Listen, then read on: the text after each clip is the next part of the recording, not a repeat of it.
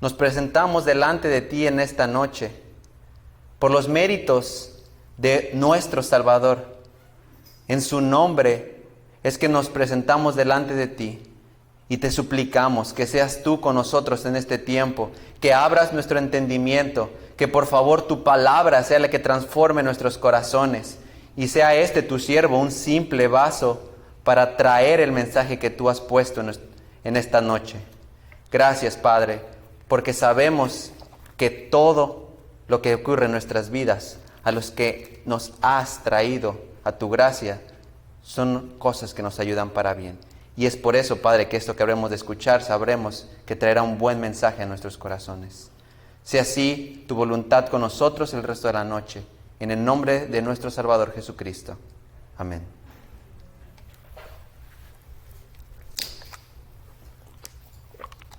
Son 120,000 millones de pesos lo que hace 2 semanas corrió de dinero en la sociedad. 120,000 millones de pesos en algo que la gente ha denominado como el Buen Fin.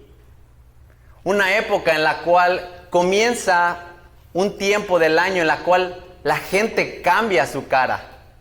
Una época en la cual a todos nos gusta. Comienza una época en la que se llama el tiempo de amor, tiempo de paz, tiempo de dar y recibir. Es un tiempo en el cual la sociedad cataloga como un tiempo de unidad. Y pareciera que esta unidad solo está en torno muchas veces a cómo nos va en los regalos. Y es por eso que hace 2 semanas las calles estaban vueltas locas, con compras, con meses, con pagos. Pero ahora, particularmente, las familias se reúnen. Y comienza una época en el año en la cual alrededor de una mesa las familias se juntan y celebran. Ese es el fin de las familias, celebrar. Pero, ¿qué es lo que se celebra? ¿Qué es lo que realmente se celebra? Es lo que habremos un poco de estudiar y escudriñar en su palabra, si realmente el enfoque de nosotros como hijos de Dios es el correcto en estas fechas. Porque todo lo anterior que a compartir no es malo. No es malo sentarse alrededor de una mesa y pasar un tiempo de amor, de unidad, de dar, de compartir. Pero ¿es ese el motivo por el que el cristiano celebra en estas fechas? ¿Celebramos qué? Si yo preguntara aquí a la mayoría de ustedes, probablemente me dijeran, celebramos el nacimiento del Salvador. Y es cierto que celebramos el nacimiento del Salvador. Pero déjame hacerte una pregunta un poco más a fondo. ¿Salvos de qué? ¿Salvos por qué? Y es eso lo que vamos a estar estudiando en la palabra de Dios y buscaremos la respuesta. Aunque tal vez alguien podría decir, es obvio, salvos de los pecados, necesitamos un salvador de nuestros pecados. Pero, ¿quién dijo que necesitas un salvador? ¿Quién te dijo que ibas a ser salvo por medio de una persona? ¿Desde cuándo se dijo esto? Muchas veces en las reuniones familiares vendrán a hacer estas preguntas. Tal vez tienes aquel familiar incrédulo que es bueno para meter rencilla y que te va a preguntar, ¿por qué necesito un salvador? Yo me siento bien, no me siento atado. ¿Quién es ese salvador? ¿Y qué hizo para salvarme? Muy probablemente vengan esas preguntas y las harán aquel que es cristiano, porque generalmente los cristianos saben de la Biblia. Entonces, es eso lo que estudiaremos y buscaremos en la palabra de Dios la respuesta. ¿Salvos de qué? ¿Salvos por qué? Y acompáñenme por favor en sus Biblias a Génesis capítulo 3. Estudiaremos en el libro de Génesis capítulo 3 lo que hemos llamado la promesa de un Salvador. la promesa de un Salvador. Génesis 3, leeré versículos 13 al 15. Por favor, acompáñenme con sus vistas. Dice la palabra de Dios. Entonces el Señor dijo a la mujer: ¿qué es esto que has hecho? Y la mujer respondió: la serpiente me engañó y yo comí. Y el Señor dijo a la serpiente: por cuanto has hecho esto, maldita serás más que todos los animales y más que todas las bestias del campo. Sobre tu vientre andarás y polvo comerás todos los días de tu vida. Y pondré enemistad entre tú y la mujer, entre tu simiente y su simiente. Él te herirá en la cabeza y tú lo herirás en el calcañar. Necesitamos entender cómo es que surgió la necesidad de un Salvador para poder explicar por qué se necesita un Salvador. Génesis 3 lo hemos estudiado semanas atrás y tú lo conoces muy bien, pero déjame decirte que muchas veces, aunque es conocido, es poco meditado. Gracias.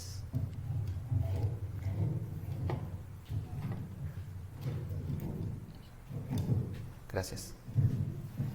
Déjame decirte eso, es muy conocido, pero poco meditado, y es parte de lo que habremos de estudiar en esta noche. Como ponemos en el contexto de nuestras mentes, sabemos que hay aquí un problema.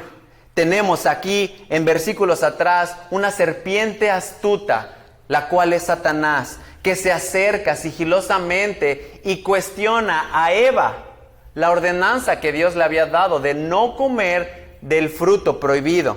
Lo cuestiona, por lo que pone en duda a Eva y junto con su marido comen del fruto. A partir de ese momento ocasionó un problema que en el versículo 7 dice: entonces fueron abiertos los ojos de ambos. Es el momento en que la conciencia de su desobediencia se hace evidente y aparece el pecado. Las dos acciones inmediatas es vergüenza y temor, es lo que dice más adelante en el versículo. A partir de ese momento, la condición del hombre cambió drásticamente. La historia de la humanidad trajo un nuevo giro a la vida de la descendencia de Adán y Eva. Fue ese el momento que a partir de ese momento, Adán y Eva y su descendencia tenían la capacidad de conocer el bien y el mal. Ahí mismo en el versículo 22 del capítulo 3 de Génesis dice: el Señor dijo: he aquí, el hombre ha venido a ser como uno de nosotros, conociendo el bien y el mal. A partir de ese momento la condición del hombre cambió. Pero también no solo conocía la condición del bien y el mal, la capacidad del hombre ahora solo era para hacer el mal. Aunque podía distinguir su corazón a raíz de lo que ocurrió con Eva, fue ir tras el mal siempre, y su descendencia iba a pagar también la consecuencia. Por lo que esta situación que ocurrió rompió la relación que llevaba con su Dios. Ya no podía ser igual. Dios, un Dios santo, sin mancha, sin vergüenza, sin temor, no podía convivir con alguien que estuviera continuamente pensando en el mal. Así que a partir de ese momento hubo una separación en la relación que Dios llevaba con Adán y Eva. El hombre a partir de ese momento está fuera del plan eterno de Dios. Y dice eso en el versículo 22, ahí mismo: cuidado, ahora no vaya a extender su mano y tomar también del árbol de la vida, y coma y viva para siempre. Es decir, que Dios movió a Adán y Eva de un huerto en el cual había un fruto que le iba a mantener por siempre con vida. Así que a partir del momento en que Adán y Eva pecan, comienza entonces un cambio en la circunstancia de Adán y Eva con Dios. Por lo que entonces, ahí mismo, versículos arriba, Dios se acerca a Adán y Eva y los empieza a confrontar. Y les dice, ¿qué hicieron? Adán, inteligente, le echa la culpa. Tú me diste a Eva. Eva, inteligente, la serpiente fue. Y entonces, en el versículo 14, lo que leímos, comienza el primer juicio sobre la tierra. Pero también dentro del primer juicio está la primer anuncio de una esperanza. Y es lo que habremos de estudiar en este tiempo. Vemos cómo Dios juzga a la serpiente en el versículo 14, pero también ahí encontraremos la misericordia, la esperanza de nuestro Dios. Y entonces es lo que leímos en el versículo 14, lo leeré para que pongamos entonces esto en nuestro corazón. El Señor dijo a la serpiente, por cuanto has hecho esto, maldita serás más que todos los animales y más que todas las bestias del campo. Sobre tu vientre andarás y polvo comerás. Versículo 14 es una maldición a la serpiente física, a la que es un animal. A partir de ese momento, la serpiente iría a un estatus de degradación, menos que todos los animales. Se iba a arrastrar, y hoy nosotros lo podemos confirmar. Es ahí entonces el juicio de Dios a la serpiente, pero también en el versículo 15 hay un juicio a la serpiente espiritual.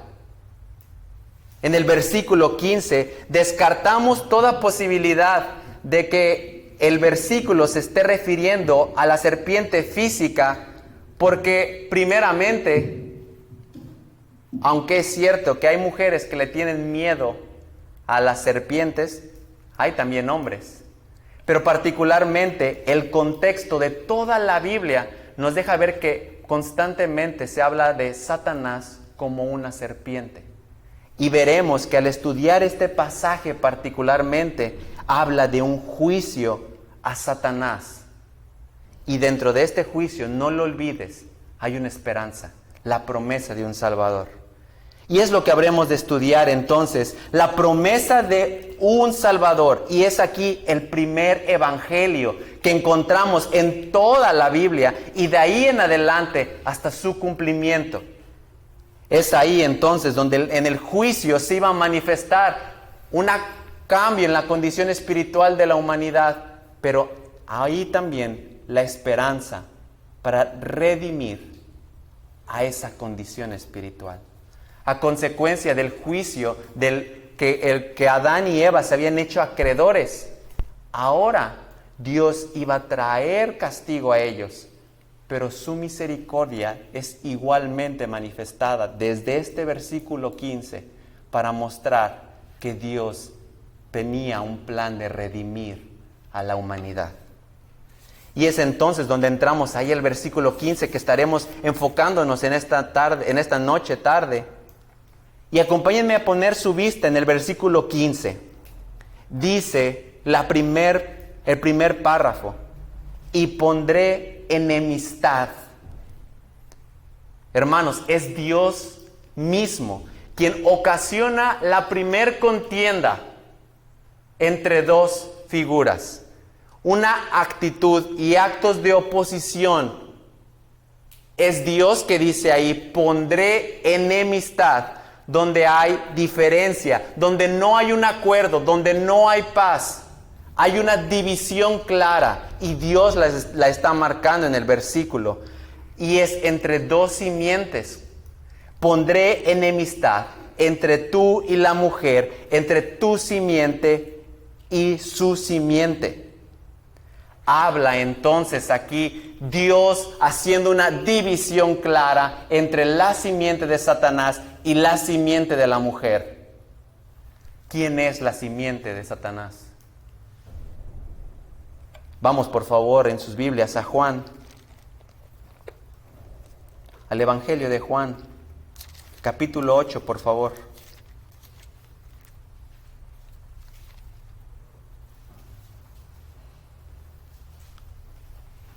veamos ciertas características de la simiente de Satanás. Juan capítulo 8, versículo 34, y de ahí me moveré al versículo 42. Está nuestro Señor Jesucristo hablándoles a fariseos, y dice en el versículo 34, Jesús le respondió, en verdad les digo, que todo el que comete pecado es esclavo del pecado. Versículo 42. Jesús les dijo, si Dios fuera su Padre, me amarían, porque yo salí de Dios, y vine de Él, pues no he venido por mi propia iniciativa, sino el que me envió. ¿Por qué no entienden lo que les digo? Porque no pueden oír mi palabra. Son de vuestro padre el diablo, y quieren hacer los deseos de su padre. Él fue un homicida desde el principio y no se ha mantenido en la verdad, porque no hay verdad en él. Cuando habla mentira, habla de su propia naturaleza, porque es mentiroso y el padre de mentira. Quise leer el versículo 34, porque ahí nos muestra quiénes son los hijos del diablo. Todo el que comete pecado es esclavo del pecado. Por lo que, hermanos, nuestra naturaleza es ser hijos del diablo. Tu naturaleza y mi naturaleza, desde que fuimos engendrados, venimos de la simiente del diablo. Satanás es nuestro padre desde que nacimos. Porque tú dirías, no, yo soy un hijo de Dios. Si tú has puesto tu fe en Cristo, has sido adoptado. Y una adopción quiere decir que has sido cambiado de tu familia, de tu origen, a una nueva familia. Primera de Juan 3:10 nos deja un poco más ver esta situación, en la cual nos encontramos todos desde el momento en que nacemos. Primera de Juan 3:10 dice, en esto se reconocen los hijos de Dios y los hijos del diablo. Todo aquel que no practica la justicia no es de Dios, tampoco aquel que no ama a su hermano. Romanos 3:10 dice que no hay justo ni aun uno. Desde que nacimos con una naturaleza caída. Nacimos no solamente esclavos, sino también nacimos en una enemistad contra Dios. Y entonces aquí viene una pregunta que todos nos preguntamos.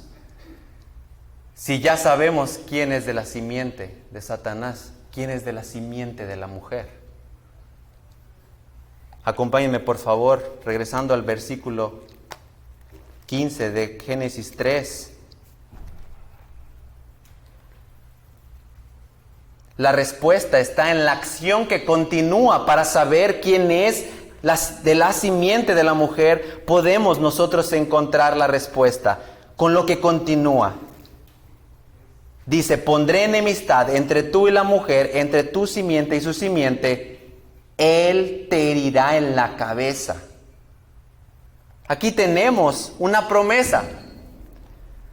Si te das cuenta, habla de una manera en la cual hace alusión a una persona. Dice, él.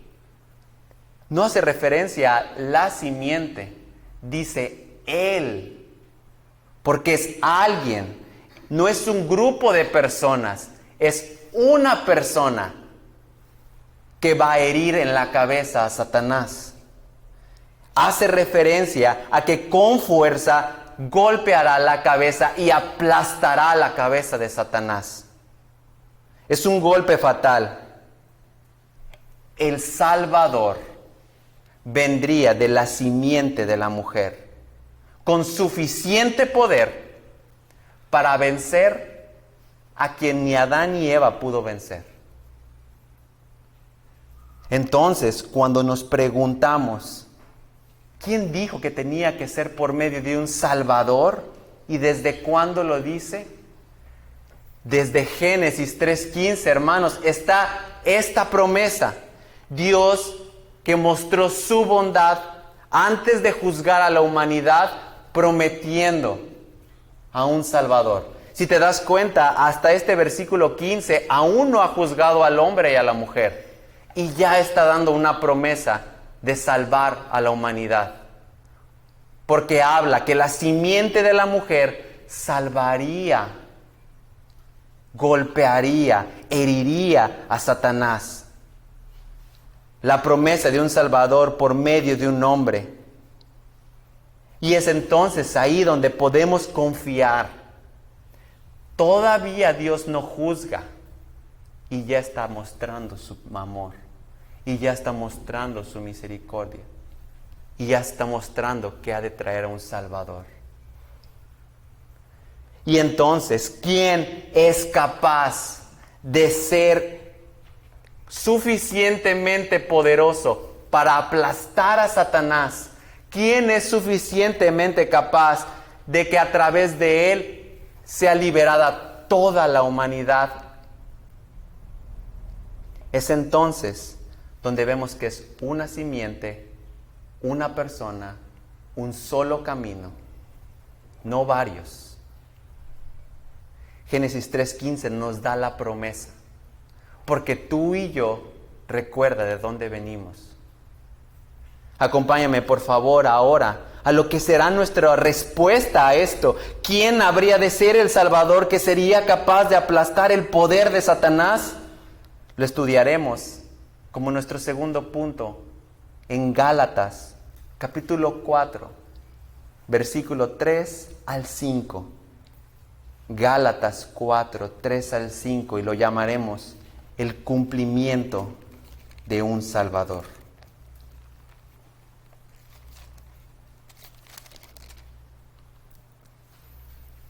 Gálatas 4, leo desde el versículo 3, dice así: Así también nosotros, mientras éramos niños, estábamos sujetos a servidumbre bajo las cosas elementales del mundo. Pero, cuando vino la plenitud del tiempo, Dios envió a su Hijo, nacido de mujer, nacido bajo la ley, a fin de que redimiera a los que estaban bajo la ley, para que recibiéramos la adopción de hijos. Déjame poner un poquito en contexto este versículo, hermanos. Este pasaje es escrito en una cultura judía y una cultura gentil, y entendían bien lo que era que un hijo no podría tomar la herencia hasta tener la edad suficiente. Y es por eso que en el versículo 3 habla de este tema, de una herencia, de un niño. El judío entendía bien esto, que aunque un niño fuera heredero de millares de ganado, de tierras, un niño incapaz mentalmente, capaz físicamente de administrarlo, no lo tendría hasta un tiempo indicado, hasta que llegara el momento en el cual el niño con suficiente capacidad podría entonces administrar todo lo que su padre le había heredado. Y entonces es eso lo que dice y nos refleja el versículo 3, donde nos pone a nosotros como niños incapaces. Versículo 3 dice: así también nosotros, mientras éramos niños, estábamos sujetos sujetos a servidumbre bajo las cosas elementales del mundo. Nuestra condición caída por el pecado de Eva nos hizo nacer sujetos a Satanás. Nuestra condición caída nos hizo que el texto con Gálatas 3 nos pusiera como niños. Dice ahí, niños sujetos a servidumbre bajo las cosas elementales. Algo así, hermanos, como a un niño que lo traes al lado de alguien con la capacidad, pero aquí nosotros pecadores, sujetos a nuestro padre en su momento, el diablo, el cual nos guiaba por cosas elementales. Algunas Biblias, como la Reina de la Valera, dice rudimentos, es decir, cosas básicas. A un niño, como en esa época, le enseñabas el alfabeto, cosas sencillas, y ahí lo entretenías, que diera vueltas una y otra vez hasta que se le quedara. Al fin todavía había tiempo para que creciera. Y es entonces Satanás con sus hijos haciendo lo mismo, cosas elementales, cosas aquí en la tierra, religiones humanas, motivación, dinero, éxito, pero aquí en la tierra. Que se entretengan aquí con poquito. Ok, le doy un carro. Bueno, tiene que trabajar más para un seguro. Bueno, tiene que trabajar más para otro carro para su esposa. Y así se va la vida, en cosas elementales. En nuestros ojos, aquí en las cosas terrenales. Y tal vez puedes recordar, es cierto, antes mi enfoque estaba solamente por cosas de aquí.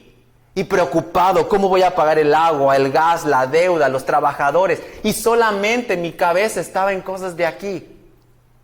Sí, porque ahí nos querían tener, en cosas elementales de este mundo. Y siempre que veas un pero, alégrate. El versículo 4 habla de eso. Pero cuando vino la plenitud del tiempo, es decir, que hubo un momento indicado, exacto en el plan perfecto de Dios, que había llegado el tiempo para ejecutar lo que Dios había prometido en Génesis 3. Un Salvador. Y es el momento en el cual dice el versículo 4, Dios envió a su Hijo. Dios envió a su Hijo, y esto marca el inicio del cumplimiento de la promesa de Génesis 3:15. Dios envió a su Hijo. Era el momento en el cual la simiente anunciada, la simiente de la mujer, la esperanza llegaba a la humanidad. El cumplimiento del primer evangelio fue revelado. El Salvador, Cristo Jesús. Era el momento entonces en el cual Dios, en el momento exacto, envió a su Hijo con una misión: aplastar la cabeza de Satanás. Iba a hacer lo que su padre le había dicho que hiciera. El Padre enviando a su Hijo. Acompáñenme por favor en sus Biblias a Juan capítulo 6.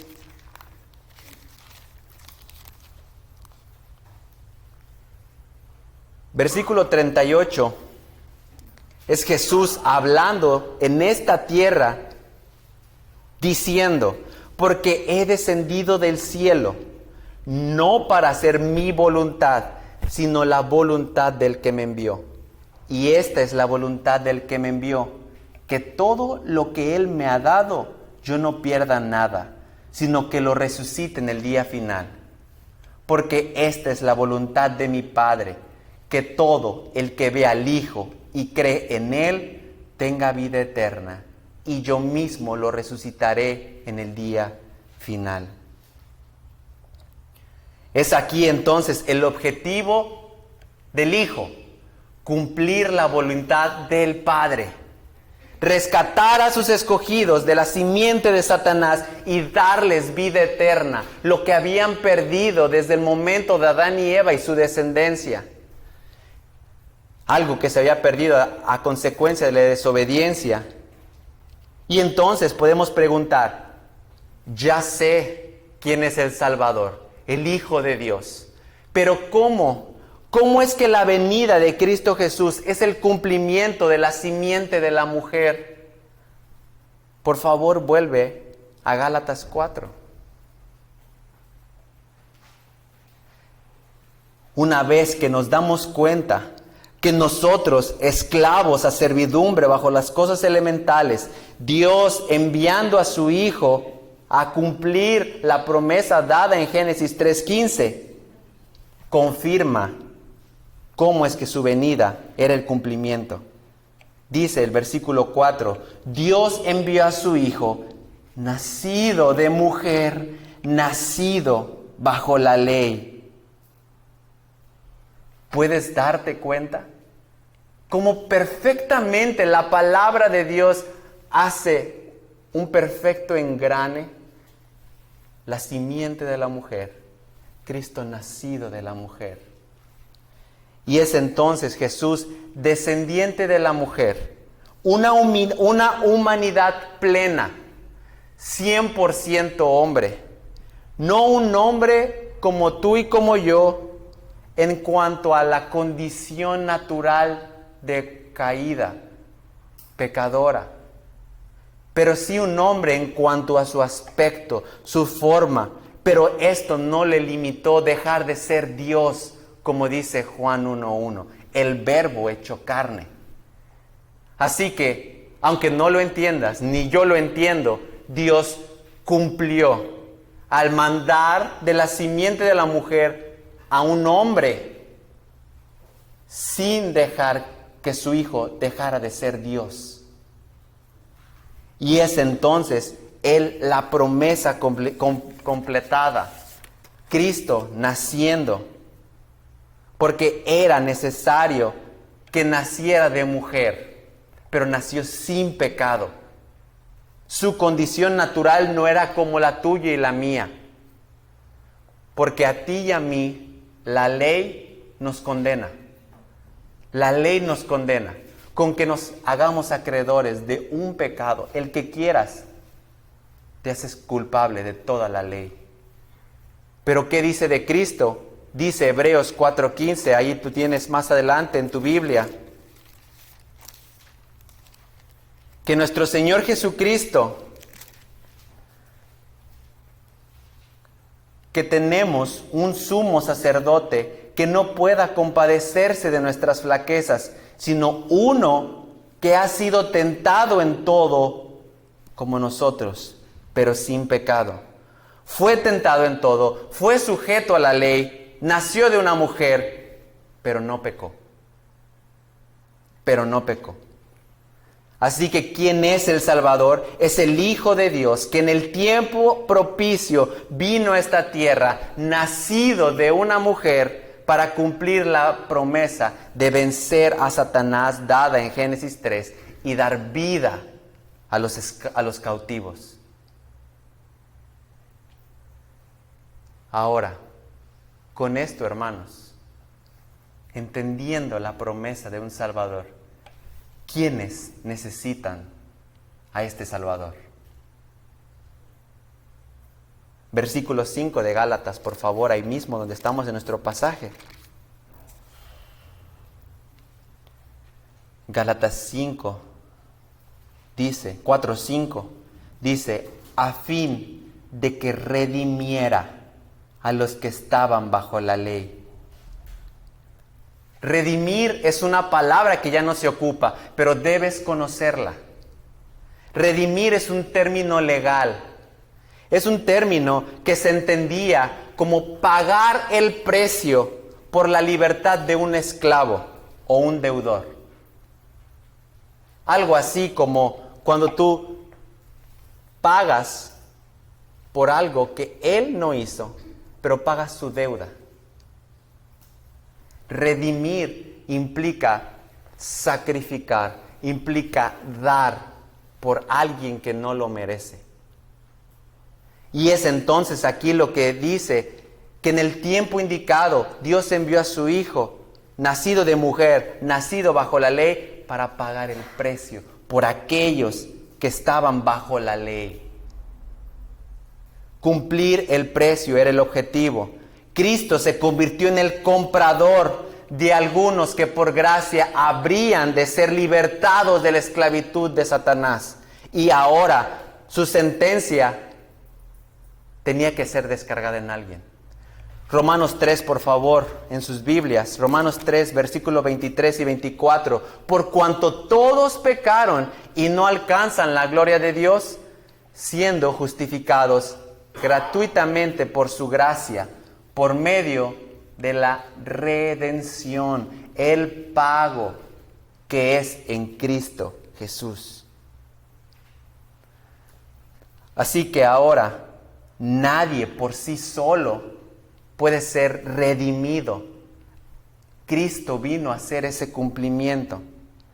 La ley que a ti y a mí nos condenaba, la ley que a ti y a mí nos demanda una justicia perfecta y que ninguno de nosotros podíamos cumplir, fue hecha por Cristo realidad. Cristo fue el pago de nuestra redención y solamente a causa de eso otorgarnos una nueva naturaleza. Y dice Gálatas versículo 5 del capítulo 3, para que recibamos la adopción de hijos. Entonces podemos ver que es en Cristo solamente el Salvador, el profetizado y prometido desde Génesis 3:15, que tú y yo podemos ser llamados y adoptados como hijos. ¿Quién es entonces capaz de cumplir la ley perfectamente para entonces alcanzar justicia propia? Nadie, nadie.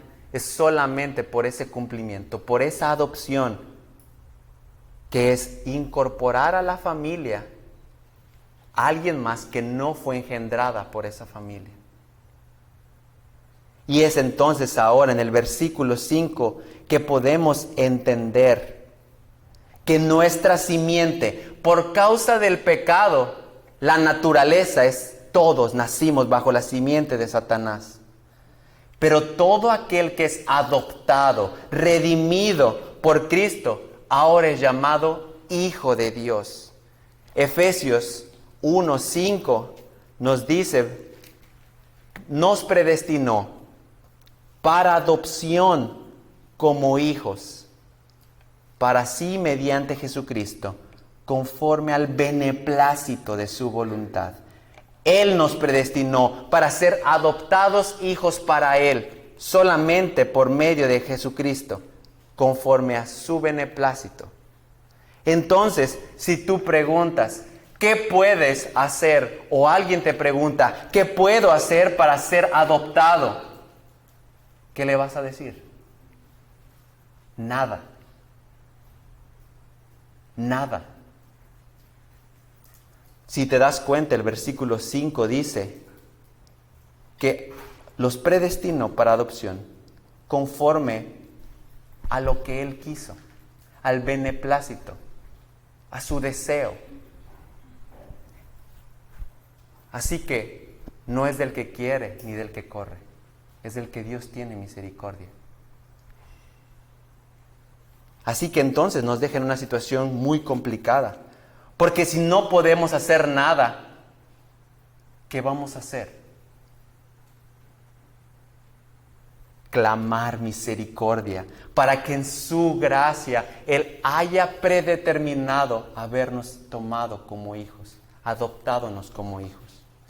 Exigir, declarar, no funciona. Porque solamente el beneplácito de su voluntad, lo que Él quiere, Él hace. Porque Él puede formar vasos para honra como del mismo vasos para deshonra. Porque Él es Dios. Él no necesita pedirnos permiso. Él es Dios. Por lo que creer con que una oración te salva es mentira. Creer que solamente por lo que tú hagas, digas, pienses, quieras, es mentira. Es Dios en su voluntad que te llama, que te trae y te adopta. Es solo en su voluntad. Supliquemos misericordia todos los días por nosotros, por nuestras familias, por aquellos que amamos y aquellos que no conocemos. Que Dios tenga misericordia. Su voluntad será cumplida. Dice un escritor, Vaughan, la elección de Dios es un acto de parte de su bondad pura, de su soberanía benevolente. Y es cierto, la elección de Dios es también una muestra de su bondad. Porque Él no, por obligación no tiene que elegir a nadie, pero manifiesta su bondad al traer a algunos de esa simiente ahora a ser llamados hijos, adoptados, hijos de Él. Pues el costo que pagó fue muy alto. El costo que pagó fue muy alto, pues implicó mucho. Déjame recordarte Génesis 3:15, el último, cuando dice, hablándole a la serpiente, Él te herirá en la cabeza y tú lo golpearás, lo herirás en el calcañar. Ese fue el precio que tuvo que pagar. El derrotar a Satanás implicaba una herida en el tobillo, implicaba un sufrimiento en la simiente que es Cristo, implicaba algo agónico hasta el punto de la muerte, pero no era una derrota decisiva, era un quebranto, pero no para tener victoria. Acompáñenme por favor en sus Biblias a Hebreos capítulo 2, versículo 14.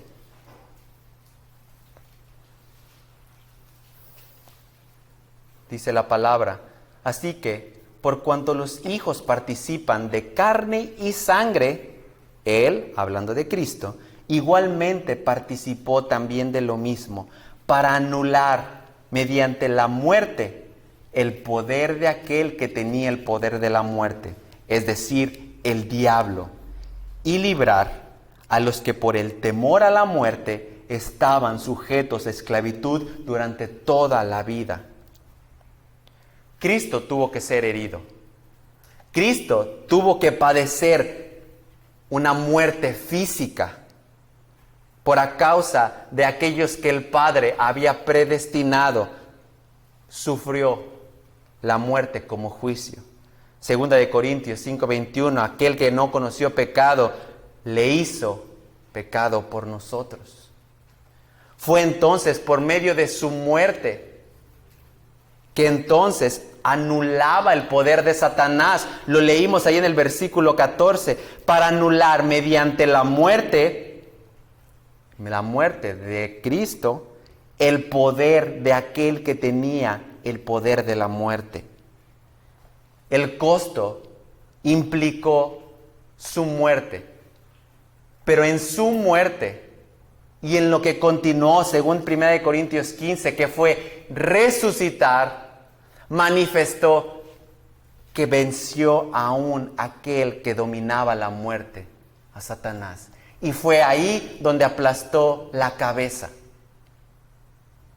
Es entonces ahora la promesa de un Salvador y el cumplimiento de un Salvador, el mensaje glorioso que tú y yo tenemos, que Cristo venció la muerte y resucitó, y al resucitar aplastó aquel que tiene el dominio de todas las personas. Y con eso, con esa obra gloriosa, llamar a quien le plació y adoptarlos como hijos. Es ese el mensaje.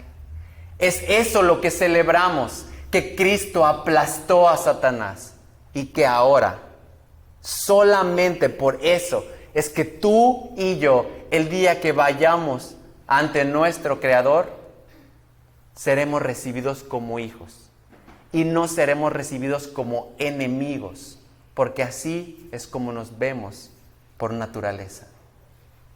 Podemos concluir entonces, hermanos, que Dios en su misericordia juzgó en su Hijo el pecado de aquellos que habrían de creer en Él. Manifestó su gracia al derramarse, al enviar a su Hijo a morir, a pagar el precio, a venir de una simiente, de una mujer, siendo 100% Dios, 100% hombre, para a través de esa obra ser el camino que nos permite acceder al Padre. Y conceder conceder, Dios dar a aquellos que había llamado dos cosas: arrepentimiento y fe. La fe y el arrepentimiento no la generamos nosotros. No es algo que un día dijiste, ahora sí quiero arrepentirme, ahora sí quiero tener fe. Eso puedes creer tú. La palabra dice que la fe viene por el oír, y el oír por la palabra de Dios. Es Dios obrando en su palabra que trae convicción a los corazones de aquellos que han sido adoptados. Así que ni el arrepentimiento y la fe son nuestras, porque toda la gloria es de Él. Y es entonces donde ahí podemos concluir que la obra y el medio son solamente por gracia. El arrepentimiento y la fe y la salvación son obras de Cristo Jesús, que nos regala a aquellos que ha llamado a como hijos. Es ahí entonces el mensaje que celebramos. Anunciémoslos. Traigamos las buenas nuevas en esta época, porque es ahí donde los corazones, con esa sensibilidad del amor, la unidad que se vive en la familia, Dios puede utilizar para en su gracia conceder arrepentimiento y fe y convicción de esa obra en la cual Cristo se levantó por encima de la muerte. Así que con esto en nuestras mentes, hermanos, demos gracias a nuestro Dios y examinémonos. ¿Realmente he sido adoptado como hijo de Dios? Puedo dar evidencia que el día que yo esté delante del trono, seré llamado hijo y no enemigo. Es esa la pregunta con que podemos llevarnos en nuestros corazones a nuestras casas. Acompáñenme por favor a inclinar sus rostros y demos gracias.